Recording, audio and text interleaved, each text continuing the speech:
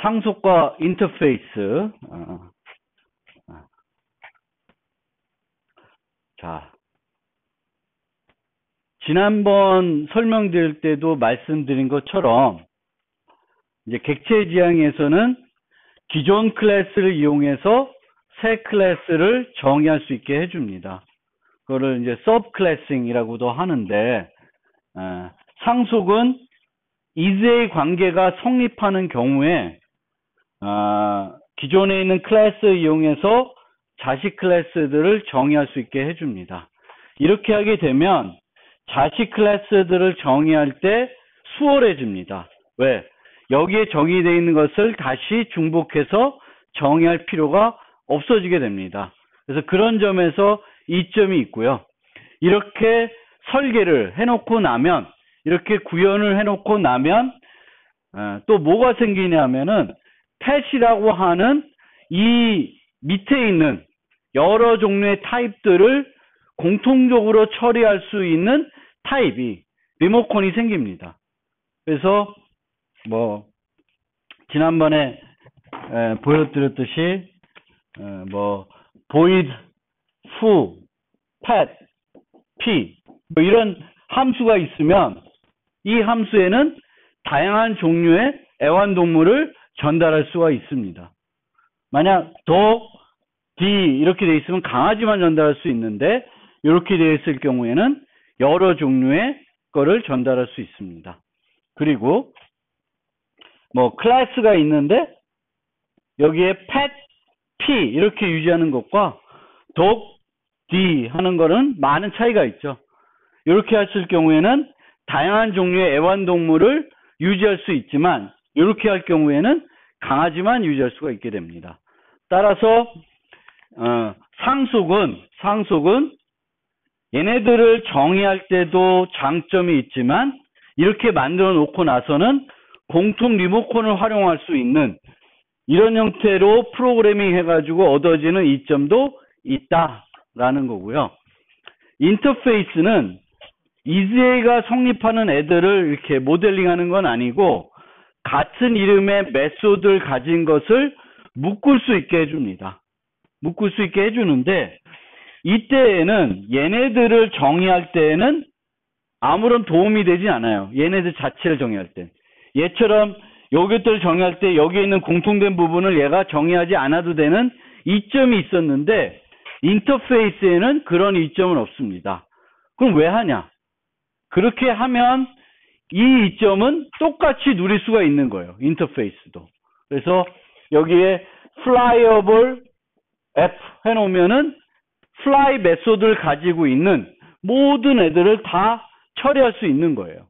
마찬가지로 flyable F라고 하는 거를 클래스가 유지하면 여기에도 다양한 날아다니는 것들을 유지할 수 있게 됩니다. 그래서 그런 이점이 있는 거예요. 그래서 둘 다 기본적으로는 서브 클래스라는 개념으로 생각할 수 있습니다. 어떤 클래스를 이용해서 얘네들을 만든다 라는 개념은 있지만 얘네들은 인터페이스는 이 자체로는 이렇게 하는 것 자체는 별로 도움은 안 되고 별로 이점은 없는데 이렇게 묶어줌으로써 공통 리모컨이 생긴다는 장점은 가질 수 있습니다. 그래서 그런 특징이 있습니다. 그래서 둘 다 공통된 장점을 가지고 있는 거죠. 얘는 한 가지가 더 있는 거고 그렇다고 해서 이 경우에는 코드 재사용만의 목적을 가지고 상속하면 곤란하다. 왜냐하면 코드가 어색해지기 때문에 여기에 사람을 넣게 되면 이상해지죠. 사람은 애완동물이 아닌데 이름을 가지고 있다고 해서 여기다 모델링 할 수는 없습니다. 그거는 적절한 프로그래밍 방법이 아닙니다.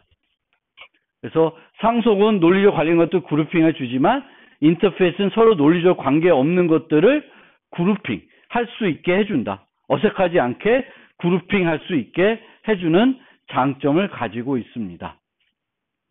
상속은 자바에는 하나의 부모로부터 상속받을 수 있지만 한 클래스는 여러 개의 인터페이스를 구현할 수 있습니다. 문법적인 특징이고요.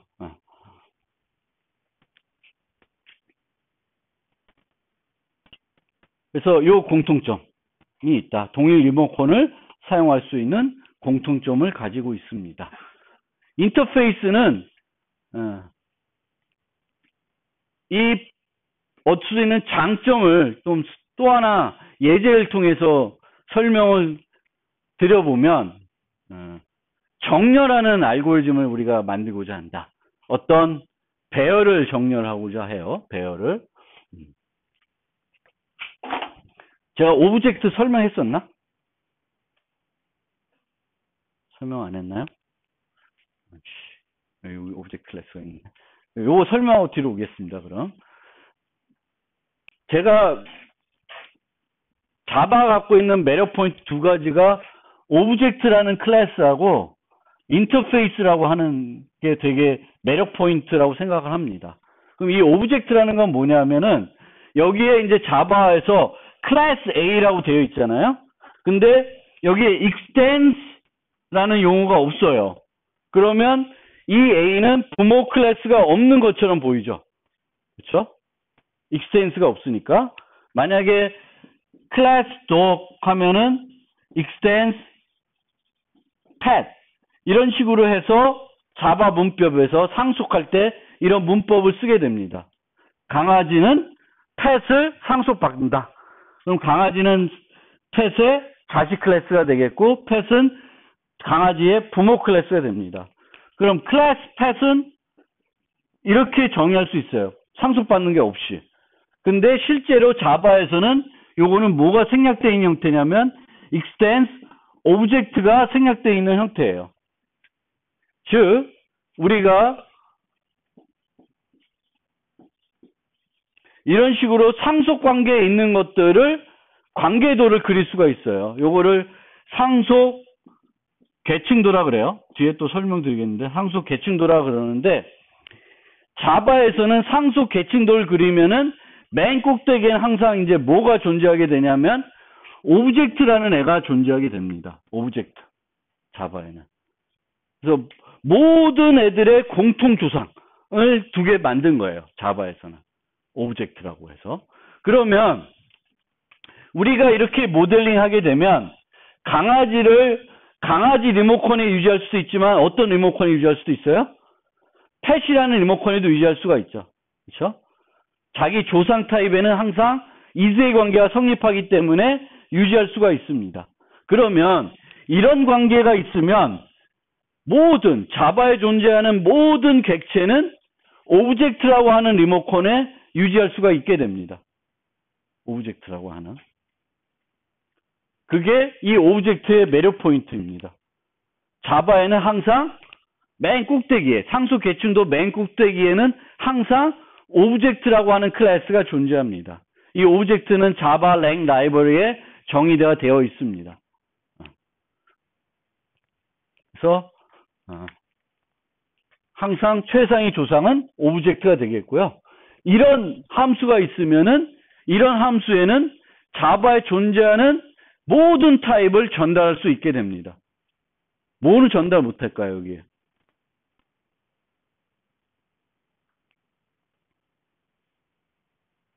원시 타입은 전달이 안 돼요. 그렇죠?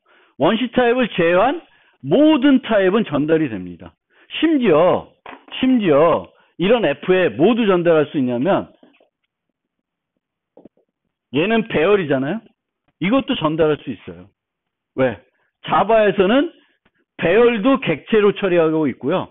열거형도 객체로 처리하고 있습니다. 즉 이렇게 돼 있으면 자바에 존재하는 모든 타입, 원시 타입을 제외한 모든 타입을 여기에 전달할 수가 있습니다. 그게 되게 프로그램 할 때, 범용 프로그래밍 할 때 상당히 도움이 되는 요소가 됩니다. 오브젝트가. 그러면 그거를 이제 이해하고 나서 요거를 생각해 봅시다. 범용 정렬하는 알고리즘을 만들고자 한다. 정렬한다는 게 뭐예요? 여러 데이터가 있으면 똑같은 종류의 여러 데이터가 있으면 이 데이터를 가장 작은 걸 맨 앞에 두거나 가장 큰 거 순으로 이렇게 나열하는 것이 정렬하는 거잖아요. 그렇죠? 그래서 이 정렬하는 알고리즘은 데이터와 상관없이 늘 똑같아요. 뭐 다양한 알고리즘이 있을 수 있지만 이게 뭐 정수를 정렬한다고 해서 학생을 정렬한다고 해서 달라지지가 않습니다. 알고리즘 자체는. 정렬하는 방법은 뭐 다양한 정렬하는 방법이 있지만 그 자체가 정수를 정렬한다고 해서 달라지고 학생을 정렬한다고 달라지지는 않아요. 그래서 서로 비교해서 순서만 바꿔주면 돼요. 그러면 여기에 보시면 오브젝트 배열이로 되어 있잖아요. 그러면 이 배열에는 모든 종류의 배열을 다 전달할 수가 있어요.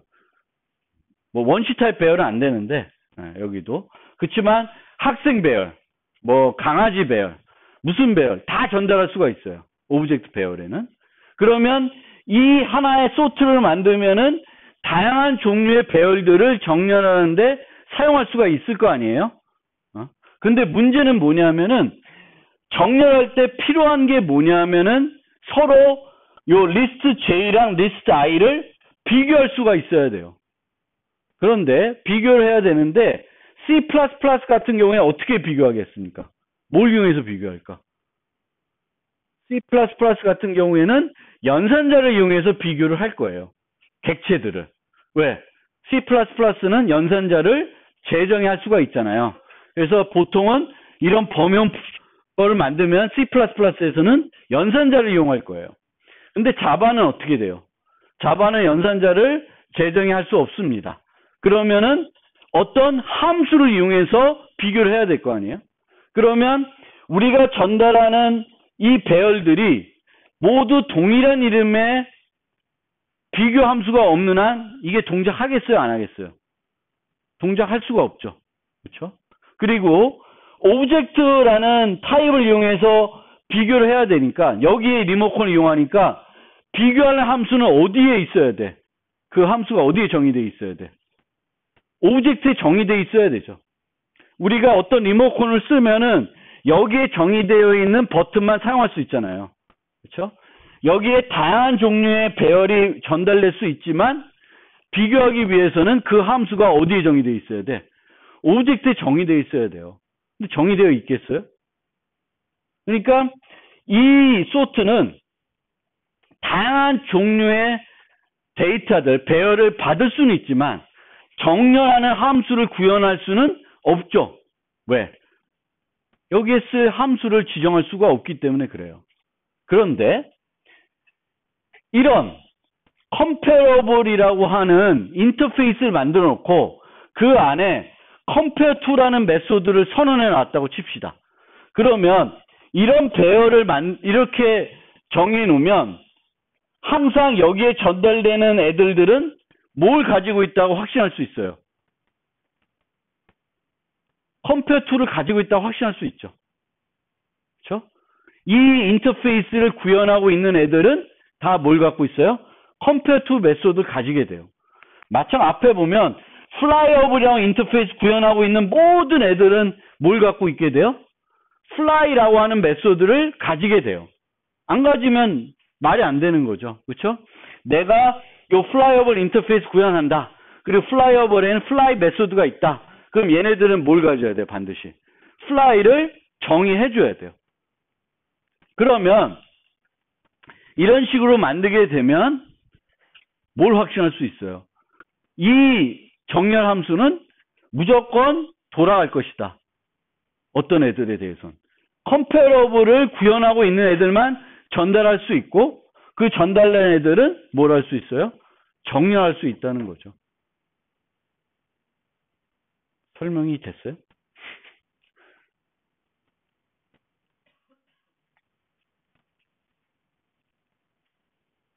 그러니까 다시 얘기하면 이런 함수를 만들고 싶어요. 범용 뭘 하는 거. 뭐 예를 들면 이 함수가 아니어도 좋아.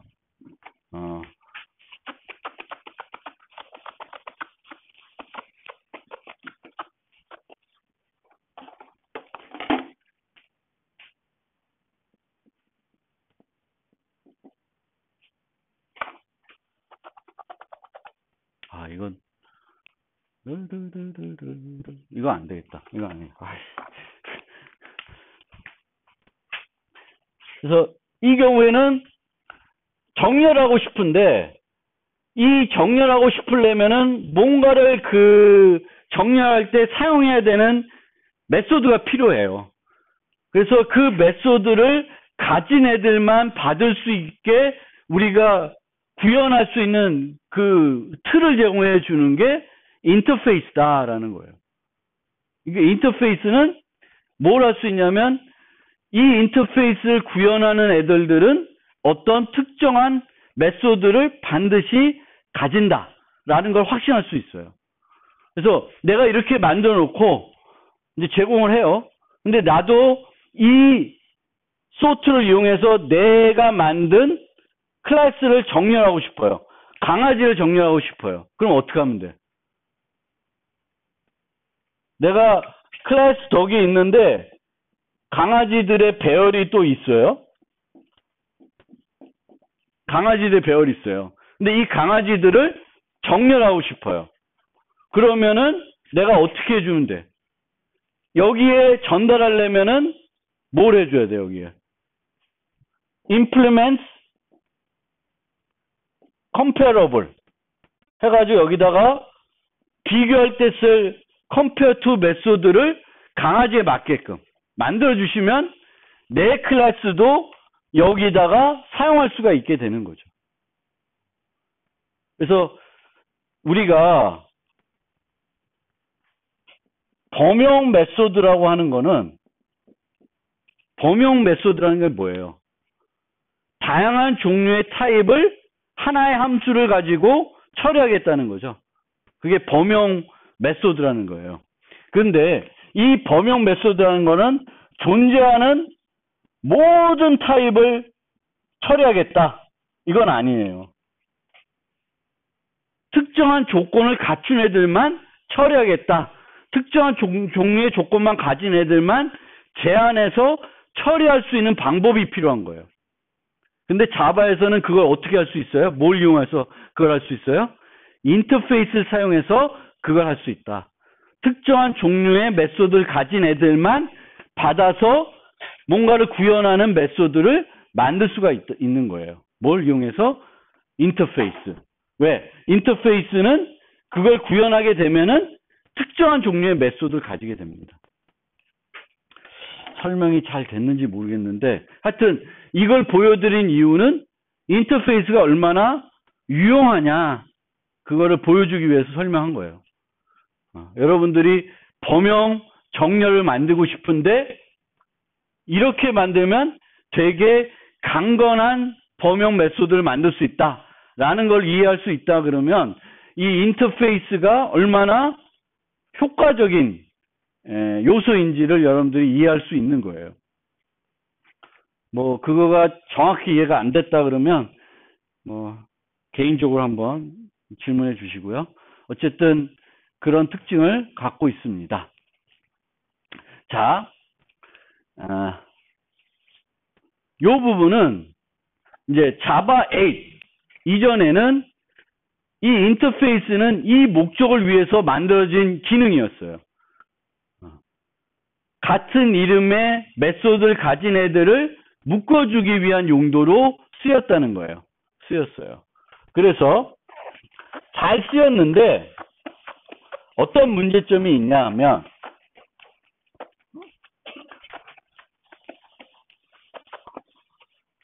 보통 한 클래스가 있을 때 얘를 상속받는 애들은 그렇게 많지 않아요. 한 클래스가 있을 때 상속받는 애들 많지 않아요. 근데 어떤 인터페이스가 있을 때 얘를 구현하는 클래스들은 어마어마하게 많을 수 있습니다. 설명한 이 컴패러블의 경우에는 자바에 존재하는 모든 애들이 다 구현하고 있다고 봐도 틀리지가 않아요. 그러니까 인터페이스를 구현하고 있는 클래스의 수는 비교적 많을 수가 있어요. 그러면 예를 하나 듭시다. 인터페이스 L이 하나 있는데 이 L에 foo라는 메소드가 있었어요. 인터페이스에. 그리고 얘를 구현하는 클래스가 100개 있었습니다. 100개. 그래서 잘 쓰고 있었어요. 그런데 여기에 바라는 애를 추가해야 됐어요. 그럼 이걸 추가하는 순간 이 100개를 컴파일하면 어떻게 돼요?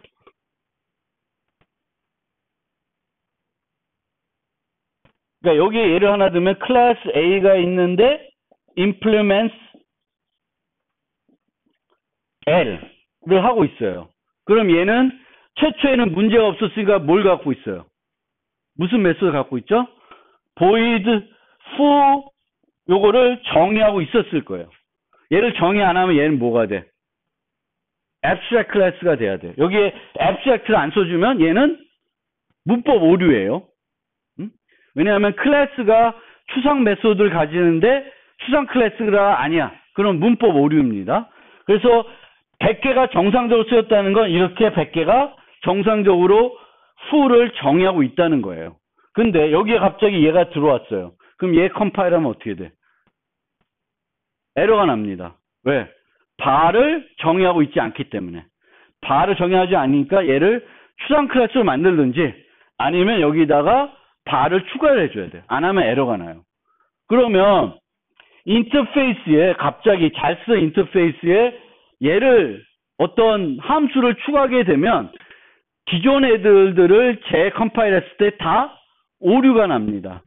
그 문제를 해결하기 위해서 이제 자바 8부터는 얘를 추가할 때 어떻게 하냐면은 여기다가 디폴트라고 써서 정의할 수 있게 해줬어요. 그럼 이렇게 만들면은 이 애들은 어때요? 이제는 문법 오류, 재컴파일하면 오류가 날까 안 날까? 오류가 안 납니다. 오류가 안 나요. 그래서 자바 8에 라이브러리를 막 확대를 했어야 되는데 뭐 함수형 프로그래밍 등 새로운 기능들이 많이 들어오면서 기존에 잘 쓰던 인터페이스들에 대해서 변화를 줬어야 됐어요. 근데 이게 변화를 주게 되면 어떻게 돼? 기존에 여러분들이 잘 쓰던 옛날 코드들이 새 버전 컴파일하면 어떻게 돼? 다 오류 나겠죠. 그 오류를 없애기 위해서 불가피하게 자바에서는 뭘 도입했냐면은 메소드를 정의할 수 있게 해줬어요. 근데 메소드 인터페이스에 정의할 수 있게 해줬는데 정의하려고 그러면 앞에 디폴트란 키워드를 넣어줘야 됐어요. 그리고 여기다 정의할 수 있게 해줬습니다. 그럼 이렇게 되면은 기존에 쓰던 인터페이스에 메소드를 추가할 때 메소드를 선언해서 추가하는 게 아니라 디폴트로 추가를 하면 정의해서 추가를 하면은 기존에 잘 쓰던 클래스들을 계속 수정 없이 쓸 수 있게 할 수 있도록 해줄 수 있게 됐다라는 겁니다. 그래서 얘네들이 도입한 게 디폴트 메소드입니다. 이해됐어요? 왜 도입했어요? 인터페이스에 변화가 필요했을 때 그 변화를 파급 효과를 줄이기 위해서 도입했다. 객체장에 뭔가 새로운 필요한 기능이기 때문에 도입했다기보다는 라이브러리를 확대하려다 보니까 인터페이스에 새 메소드를 좀 넣어줄 필요가 있었어요. 넣어서 필요한 애들은 정의하고 필요하지 않은 애들은 어떻게 돼? 정의하지 않아도 돼야 되는데 그걸 하기가 어려워진 거예요. 기존 방법대로는. 기존 방법대로 그냥 이렇게 하게 되면 이 100개가 어떻게 돼? 다 문법 오류가 나는 거예요. 그래서 그러면 우리 이제 디폴트를 씁시다. 그래서 정의할 수 있게 하는데 이 정의를 하는데 그럼 메소드를 정의할 수 있게 하면은 클래스와 인터페이스는 차이가 있나 없나? 무슨 차이가 있죠? 얘를 정의할 수 있게 추가했음에도 클래스와 인터페이스는 엄연히 달라요. 어떤 차이가 있죠? 어떤 차이가 있냐면 클래스에는 우리가 뭘 정의할 수 있어요? 상태도 정의할 수 있고 메소드 정의할 수 있습니다. 근데 인터페이스는 기존에는 뭐만 할 수 있었어요? 함수를 선언만 할 수 있었어요. 근데 자바 8부터는 거기다 추가적으로 뭐래? 메소드를 정의할 수 있게 해줬어요. 그런데 뭐는 못해? 상태는 추가를 못해요. 상태는 정의할 수가 없어요. 왜냐? 상태를 추가할 수 있는 순간 얘하고 얘는 차이가 있어 없어? 차이가 없어져요. 그럼 얘는 의미가 없어지는 거예요.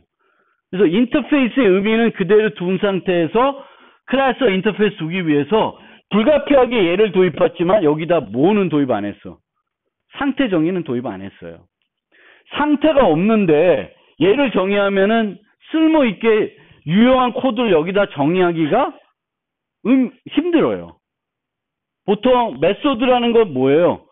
상태를 활용해야 되죠. 근데 얘는 활용할 상태가 있어 없어? 없어요. 밑에 뭐가 올지 알 수도 없어. 그래서 얘는 보통은 빈 메소드로 정의하거나 예외를 발생하게끔 하거나 되게 제한적으로 밖에는 여기 들어간 코드가 제한적일 수밖에 없어요. 그러니까 얘를 도입한 이유를 여러분들이 좀 생각해 볼 필요가 있다. 그러니까 객체 지향으로 뭔가 아주 유용한 기능이 필요해서 새로운 객체 지향으로 뭔가 새 기능이 필요해서 얘를 든 게 아니라 인터페이스를 좀 확장했어야 되는데 그 인터페이스 확장하는 데 있어서 기존 코드들이 피해를 안 받게 하기 위해서 그냥 도입한 어떤 불가피한 요소다. 이렇게 생각하시면 되겠습니다.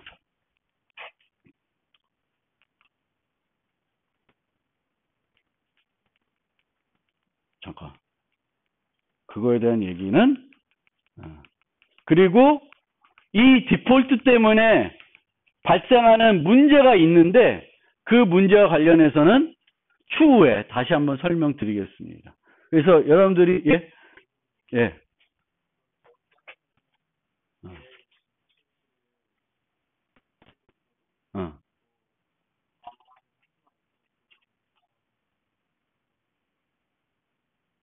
보장은 되죠. 왜냐하면은 빈 메소드는 있으니까. 그러니까 여기 이 A는 그냥 두면 바 있어 없어. 인터페이스의 기본 메소드 정의가 되어 있어요. 그리고 클래스 B는 implement L인데 얘는 나는 이제 저 바가 나한테 필요해. 그래서 void 바. 그래서 얘는 새로운 걸 만들었어. 얘는 안 만들었어. 안 만들었지만서도 여기 디폴트로는 갖고 있는 거죠. 빈 메소드 있지라도.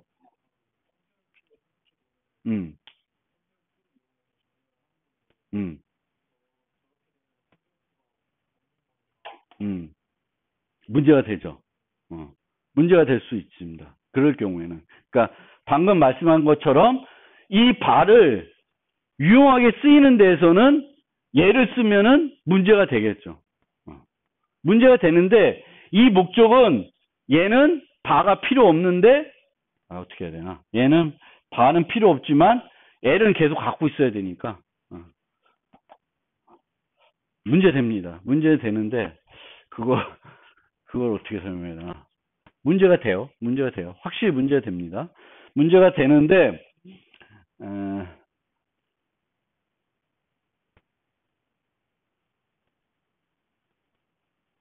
그쵸? 문제가 됩니다. 문제가 되는데 그게 문제가 안 되게끔 할 수는 없죠. 없을 것 같아요.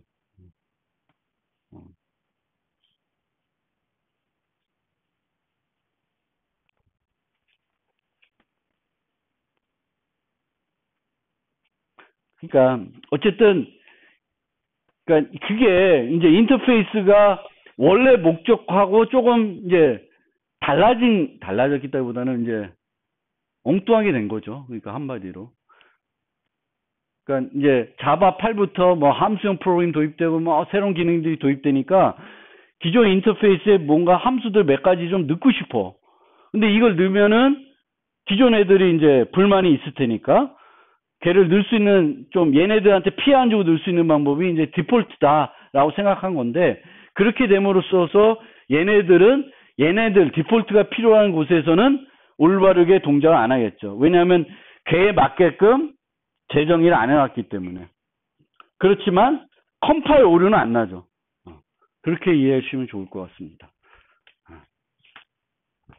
어쨌든 요 디폴트 메소드와 관련된 거는 나중에 한 번 더 설명을 드릴 거예요. 근데 이제 여기서는 자바 8부터는 우선 이제 디폴트 메소드라는 게 추가가 됐다라는 것이고, 또 자바 9부터는 프라이빗 메소드 정의할 수 있게 해줬고, 그 다음에 스태틱 메소드도 인터페이스에 정의할 수 있게 되어 있습니다. 그래서 많이 이렇게 늘어났는데, 결국은 우리가 객체 지향적인 측면에서 보면 인터페이스는 자바 8 이전처럼 생각하시면 돼요. 개념은. 즉 논리적으로 관계가 없지만 같은 이름을 가진 메소드를 묶어가지고 계약 기반 프로그래밍을 해주게, 다양성을 이용한 계약 기반 프로그래밍을 할 수 있게 해준다. 아까 그 컴페어투처럼.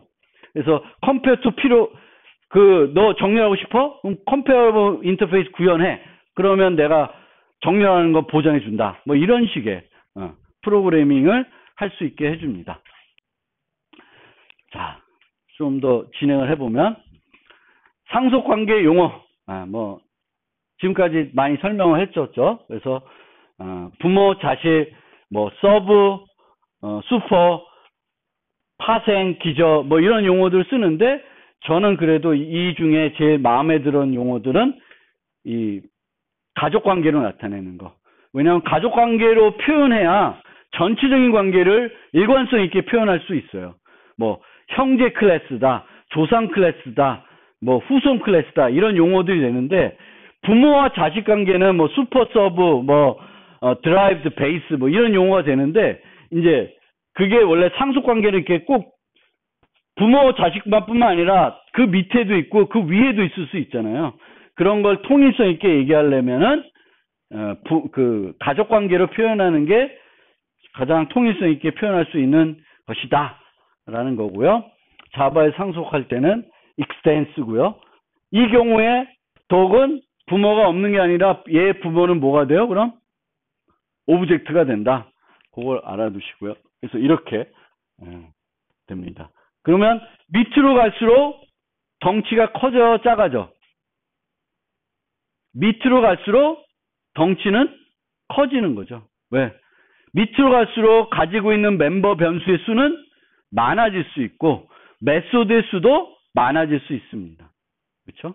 위로 갈수록 적어지는 거고 밑으로 갈수록 많아집니다. 그런데 실제적으로는 밑으로 갈수록 메소드의 수는 많아지는 것보다 똑같은 게 가장 좋아요. 그래야 이 리모컨 갖고 다 처리할 수 있는 거죠. 얘는 리모컨에는 3개 있고 얘는 4개 있으면 그 하나는 이 리모컨 갖고는 사용할 수 없는 거죠. 그래서 그런 문제는 있습니다. 그리고 추상 클래스, 상속 계층도에서 보통은 단말 로드에 해당하는 클래스만 객체를 생성하는 것이 바람직합니다. 그래서 아까처럼 pet, dog, cat 있으면 pet, new pet 하면 그건 의미적으로도 이상하죠. 애완동물 생성, 그건 무슨 애완동물이야?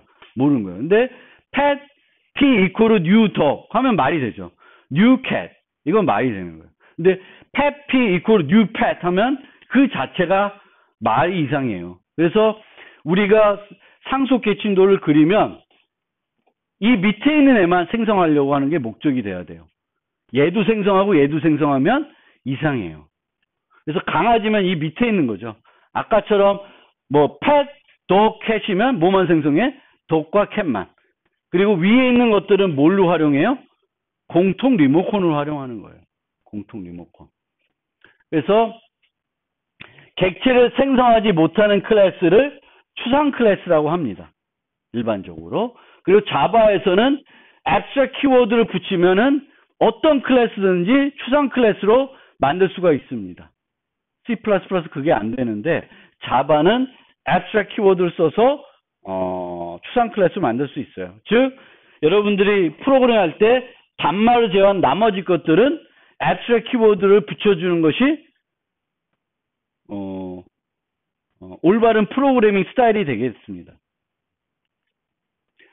그래서 추상 메소드를 가지는 경우, 즉 선언만 되어 있는 메소드를 가지는 경우도 있는데 추상 메소드는 abstract이라는 수식어로 사용이 되며 그러니까 이런 거죠. 예제가 안 나와있나? 왜 예제가 없어?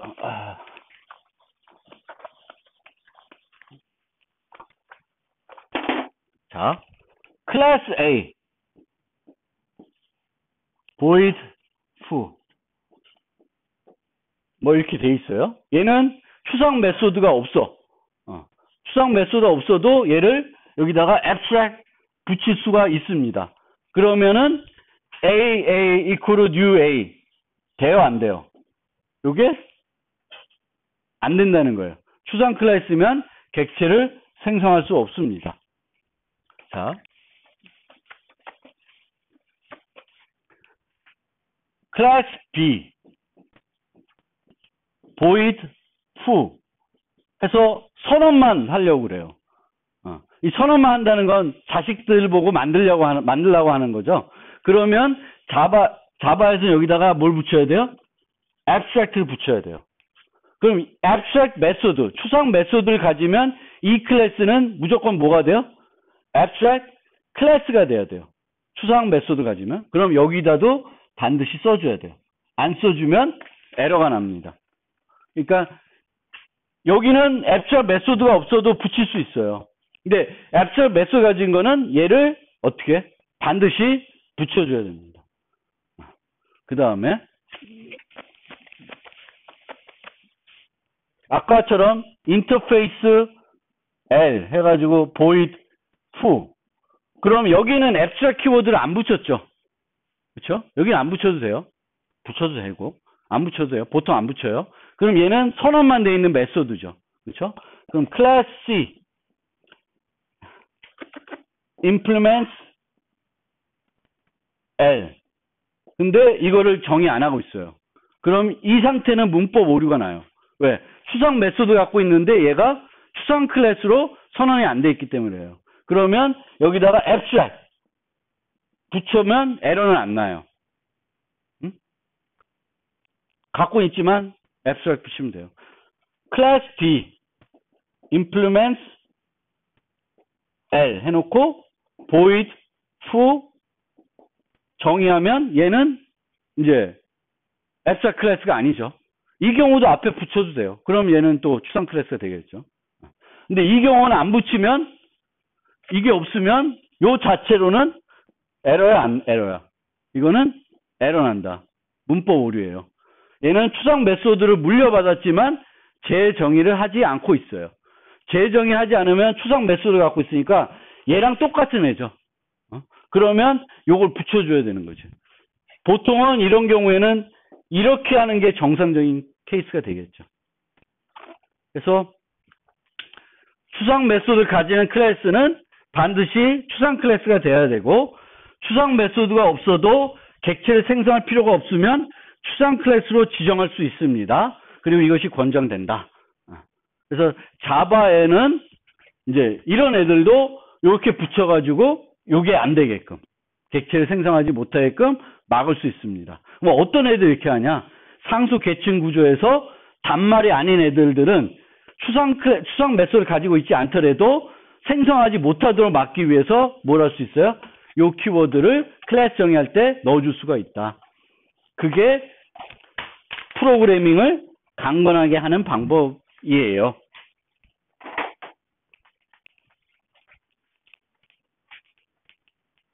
상속의 이점. 아까 얘기한 거죠. 요거랑 비교해 보면 알 수 있죠. 저거 말고도 이제 뭐지? 요런 함수. 요 함수. 상위 타입의 인자, 매개변수 쓰는 그런 함수. 또 요런 거. 얘도 보면 범용 메소드라고 보시면 돼요. 다양한 종류의 애완동물을 인자로 받을 수 있으니까. 한 종류만 받는 건 아니죠.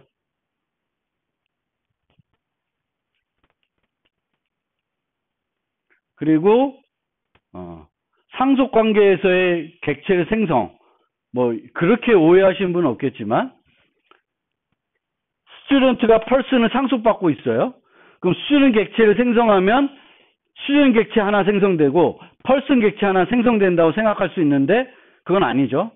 그래서 수준 객체 생성하면 수준 객체만 하나 생성되는 거예요. 그리고 이 안에 부모로부터 물려받은 것과 자기가 추가한 것들을 다 같이 갖고 있는 거예요.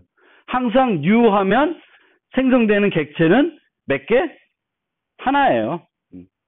뭐 그거는 하는 거고. 상속을 했을 때 그러면 물려받잖아요. 데이터를. 부모로부터 멤버 변수를 물려받고 내가 추가한 멤버 변수가 있을 수 있어요. 그러면 초기화를 하려고 그러면 앞에 그림에선 이 두 개를 다 초기화해야 되는 거잖아요. student id는 내가 갖고 있는 거고 name은 부모로부터 물려받은 거예요. 그러면 name은 뭘 이용해서 초기화해야 돼? 부모의 생성자를 통해서 해야 되는 거고 얘는 내 생성자를 통해서 해야 되는 거죠. 그래서 여기 보시면 person에는 name이 들어있고 student에는 id와 year가 들어있어요. 그러면 2개 받는 거, 3개 받는 거 있는데 부모 거를 이 생성자에서는 기본적으로 부모 생성자를 호출하게 됩니다. 내가 안 하면은. 그러니까 나중에 코드를 통해서도 쉬는 시간 지나서 할 텐데 클래스 A가 있고 클래스 B extends A가 있어요. 그리고 여기에 B int 생성자가 있어요. 내가 별도 여기 아무것도 안 넣어놨어요. 그러면 이 생성자가 호출되면 B 생성자가 호출되면 자동적으로 부모 생성자가 호출돼요. 근데 내가 특별한 생성자를 여기다가 호출한다고 쓰지 않았죠. 그럼 뭐가 호출될까? 부모의 어떤 생성자? 부모의 기본 생성자가 호출돼요. 응? 내가 여기 뭐 안 해놨잖아요. 그러면 항상 자식 클래스의 생성자가 호출되면 뭐가 호출된다? 부모 생성자가 호출돼요. 근데 내가 특별한 부모 생성자를 호출하겠다고 여기다가 프로그램 해놓지 않으면 부모의 뭐가 호출돼요? 부모의 기본 생성자가 호출돼요. 그러면 여기에 aint라는 애가 있어요. 그러면 얘는 기본 생성자 있어요, 없어요? 없죠. 그럼 이렇게 프로그램하면 어떻게 될까? 이렇게 프로그램하면 에러가 나요. 왜? 얘는 뭘 부를까? 뭘 불려도록 할까? 부모의 기본 생성자를 불려도록 할 거예요. 근데 부모의 기본 생성자 있어, 없어? 없어요. 그래서 우리가 항상 상속 관계에서는 자식 클래스에서는 내가 직접적으로 부르지 않으면 뭐가 불러져요? 부모의 생성자가 불러집니다. 그럼 이 코드를 한번 보자. 이 코드를 한번 보세요. 그러면 이 경우에는 두 가지를 쓰고 있어요. this라는 것도 쓰고 있고 super라는 거 쓰고 있어요. this는 뭐라는 거냐면은 내 클래스에 있는 또 다른 생성자를 부를 때 this를 쓰고요. super는 뭘 부르는 거예요? 부모의 생성자를 부를 때 쓰이는 거예요. 그러면 얘는 어떻게 될까? 얘가 불러지면은 this가 첫 문장이에요. 그러면 부모 생성자를 부르지 않고 뭘 불러? 얘를 부르게 돼요. 그럼 여기서는 뭘 불러요? 뭐부터? 부모의 생성자를 부르게 됩니다. 근데 super의 name이니까 name이 뭐예요? string이죠. 그러면 부모의 뭘 불러요? string이 있는 생성자가 불러지게 됩니다. 만약에 이게 없었다. 그럼 이거 어떻게 될까? 오류가 나요. 왜? 여기서는 일로 가지만 그럼 여기서는 이제 super나 this가 없으면 뭘 불러? 얘는 자식 클래스니까 부모의 생성자를 불러줘야 돼요. 부모 생성자를 불러야 되는데 super를 안 쓰고 있으면 뭐가 불러져? 부모의 기본 생성자가 불러집니다. 근데 여기에는 기본 생성자가 없죠. 그러니까 에러 나는 거예요. 그래서 항상 생성자에서도 우리가 여기도 뭐 super name 근데 여기서 또 하나 우리가 주의해야 될 거 생성자들도 여러 개를 우리가 정의하는데 생성자를 여러 개 정의하는데 보통 생성자 안에 들어가는 코드들이 많이 중복돼요. 그렇죠? 코드들이 중복될 수 있어요. 그래서 생성자에서도 하나에서 일로 부르고 해서 코드를 몰죠. 한쪽으로. 주로 여기다가 다 몰아놨어요. 이 경우엔. 몰게 됩니다. 이렇게. 그런데 이때 여기서 보면 디스나 슈퍼는 제한사항이 있어요. 제한사항이 뭐냐면은 안 나오냐? 생성자의 첫 번째 문장이 돼야 돼요. 생성자의. 항상 생성자의 첫 번째 문장이 돼야 됩니다. 디스를 이용한 다른 생성자의 호출이나 슈퍼를 이용한 부모의 생성자의 호출은 생성자의 몇 번째 문장? 첫 번째 문장이 돼야 돼요. 그러면 그 얘기는 뭐예요? 디스와 슈퍼를 동시에 쓸 수 있을까 없을까? 동시에 쓸 수는 없어요. 그러니까 디스와 슈퍼가 동시에 나타날 수는 없습니다. 그래서 항상